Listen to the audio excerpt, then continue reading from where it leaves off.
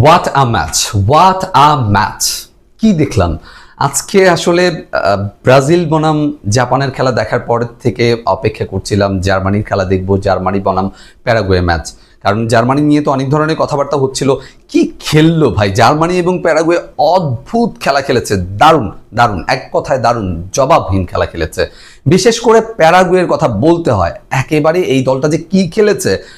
মানে যদি বলি যে অনেক অনেক ধরনের গণিতবিদ বলি, প্রেডিকশন করেছেন এমন অনেক মানুষ আছে যারা ফুটবল বোদ্ধা, তারা প্রত্যেকেই কিন্তু এবার যতগুলো প্রেডিকশন করেছে, এবার নকআউট নিয়ে যতবার কথা বলেছে, যত কথা বলেছে, প্রত্যেকটাতেই কিন্তু জার্মানিকে এগিয়ে রেখেছে। কেউ কেউ জার্মানিকে চ্যাম্পিয়ন করেছেন, কেউ কেউ জার্মানিকে রাউন্ড অফ 16 পাড়ি দিয়ে কোয়ার্টার ফাইনাল, সেমিফাইনাল এবং ফাইনালে পর্যন্ত নিয়ে গেছেন। সেই জার্মানি কি হলো? বাড়ির পথে। প্যারাগুয়ে জার্মানিকে বাড়ির পথে পাঠালো।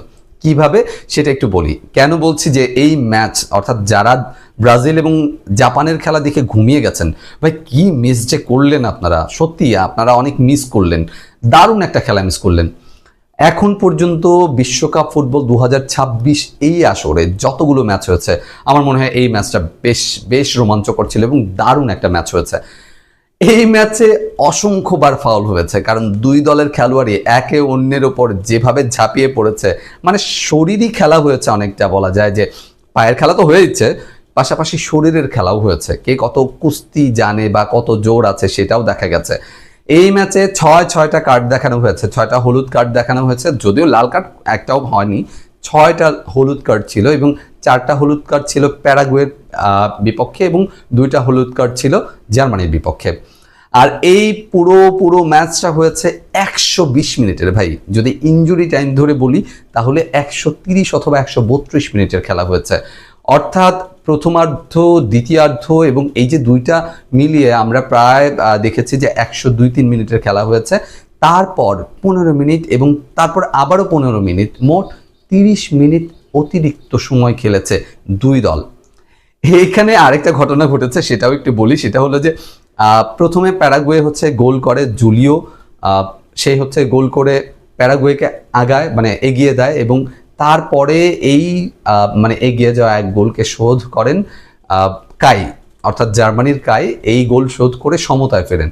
সমতায় ফেরার পর ভাই দুই দল যা খেলেছে, প্রত্যেকে দারুণ খেলেছে এবং 120 মিনিটের সময়, অতিরিক্ত সময় যেটা ছিল, সেই যে অতিরিক্ত সময় ছিল 120 মিনিট, অর্থাৎ 15-30 মিনিট যে আমরা পেয়েছি, সেখানে অতিরিক্ত সময়ে গিয়ে একটা গোল হয়, জার্মানি একটা গোল করে।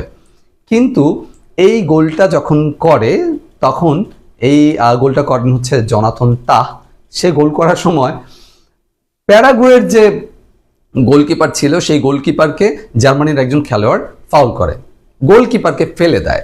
এরপর প্যারাগুয়ের টিম পুরো একদম খেপে টেপে শেষ। এই যে যখন খেপে টেপে শেষ, তখন VAR নেয় রেফারি।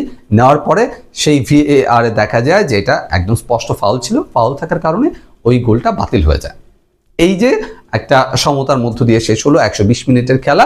তারপরে গিয়ে পেনাল্টি শুট আউট হয় এবং অদ্ভুতভাবে ভাই এখানেও মানে উত্তেজনাকর একটা অবস্থা ছিল এবং দুই দল যে কি খেলেছে, বিশেষ করে আমি তো ভাই ফ্যান, মানে প্যারাগুয়ের যে গোলকিপার অরলান্দো গিল, আমি তার ফ্যান হয়ে গেছি। অরলান্দো গিলের আমি ফ্যান হয়ে গেছি, কারণ পুরো ম্যাচে এই লোকটা বেশ কয়েকটা সেভ করেছে, দারুণ সেভ করেছে এবং খেলার যে মানে কি বলে যে মানে জয় পরাজয় নির্ধারণের যে সময়টা ছিল, অর্থাৎ পেনাল্টি শুট আউট, সেখানে গিয়েও প্রথম যে পেনাল্টি শুট সেটাই ফিরিয়ে দেয় এবং অদ্ভুতভাবে ওইটা ফিরে দেওয়ার পরে তো জার্মানির মন মেজাজ এমনিই গরম হয়ে গেছে।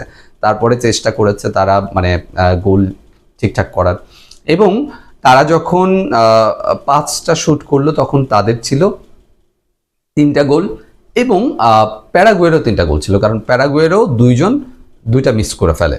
তারপর 6 নাম্বার পেনাল্টি শুট আউট হয়। ভাই 6 নাম্বার পেনাল্টি শুট আউট করতে হয়েছে এবং সেটা গিয়ে প্যারাগুয়ের যে স্কোরার ছিল সে গোল করতে পেরেছে, কিন্তু তার আগেই জার্মানির একজন গোল স্কোরার ছিল, সে যখন কিক নেয় তখন সেটা বারের উপর দিয়ে চলে যায়। বারের উপর দিয়ে চলে যাওয়ার পরে প্যারাগুয়ে জিতে যায়। অদ্ভুত একটা খেলা দেখলাম, দারুণ একটা খেলা দেখলাম। আমি এখনো পর্যন্ত ওই খেলার ঘোর কাটাতে পারছি না, আমার মানে মাথার মধ্যে এখনো ঘুরছে। প্যারাগুয়ে দারুণ খেলেছে আজকে, দারুণ। এবং এবার বড় দলগুলোর খবর আছে, সত্যিই খবর আছে। খেলা দেখুন, খেলার সাথে থাকুন। অনেক ধন্যবাদ।